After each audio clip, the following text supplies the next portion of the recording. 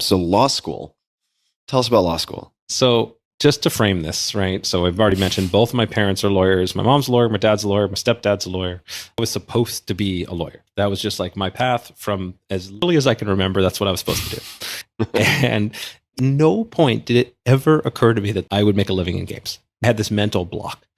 And I'm lucky, I'm a pretty happy guy by default, but this was the first time I was really depressed. Like I was very unhappy for an extended period of time. I go into this NYU law library and I checked out the law books I had to read before class, and I'm there for hours just like reading case law and just not very happy. But a couple hours later, I realized I got to get to class. And so I sit up and I have this jolt of pain through my spine. I threw my back out from reading.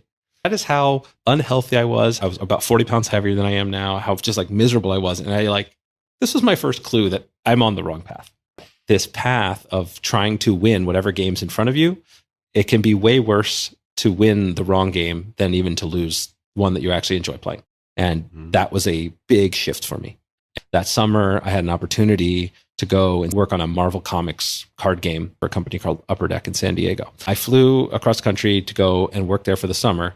And again, my assumption at this point was I'm going to go back to law school. I come out to start working on games and I am in love with it. Then when they offer me a full-time job, I tell my mom, she literally cries when I tell her I'm leaving law school to go become a game designer, right? Like it was so hard. And I look back and it's so silly to me. This idea of like fear setting.